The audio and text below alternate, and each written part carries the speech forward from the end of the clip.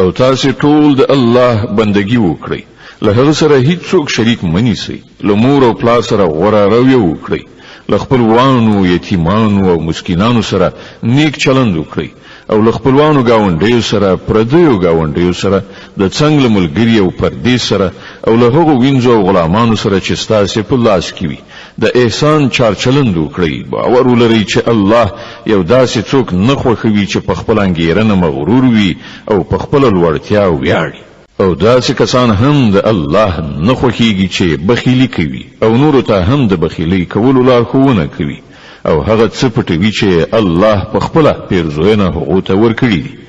د دغه راز نعمت منکرو خلکو لپاره مونږ رسوا کوونکی عذاب تیاری کړی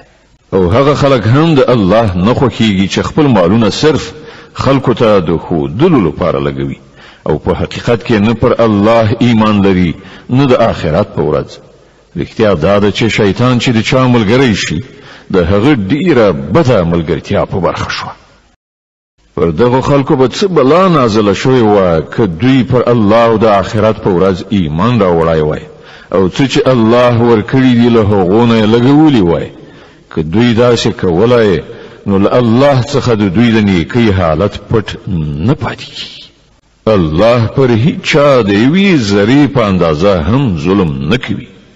څوک چې یو نیکي وکړي الله هغه دوه چنده کوي او بیا له خپل لوري څخه ستر ثواب ور په برخه کوي نو زیر شي چې دوی به په هغه وخت کې څه وکړي چې موږ له هر امت نه یو شاهد راولو او پر دغه امت باندې تا یعنی محمد صلی الله علیه وسلم شاهد تیر کړو په هغه وخت کې به هغه ټول خلک چې د پیغمبر لارښوونې ونه منلې او له هغه څخه یې سرکشي وکړه هیله وکړي چې کاشکې ځمکه وچوي او هغوی پکې ننوځي هلته به دوی خپله هیڅ کومه خبره له خدایه پټه نشي کړی ای مؤمنانو کله چې تاسو د نشي په حالت کې یاست نو لمانځه ته مه نږدې کیږئ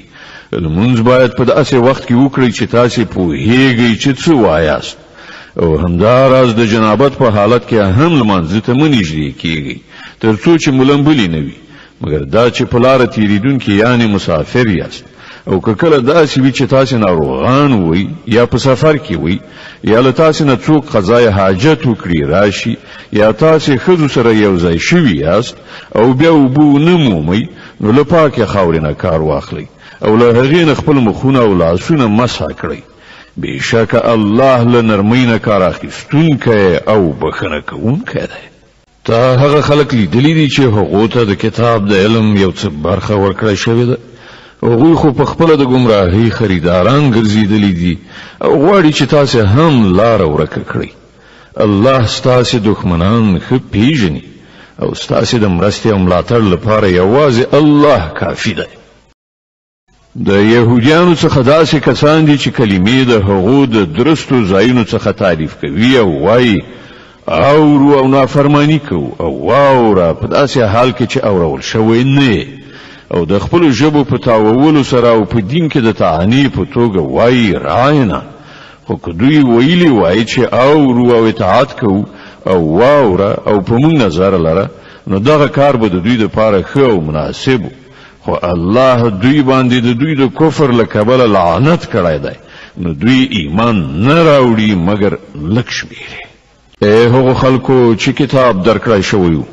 هغه کتاب ومنئ چې مونږ اوس نازل کړی او د هغه کتاب تصدیق او رښتینه کوي چې له پخوا نه له تاسو سره موجود و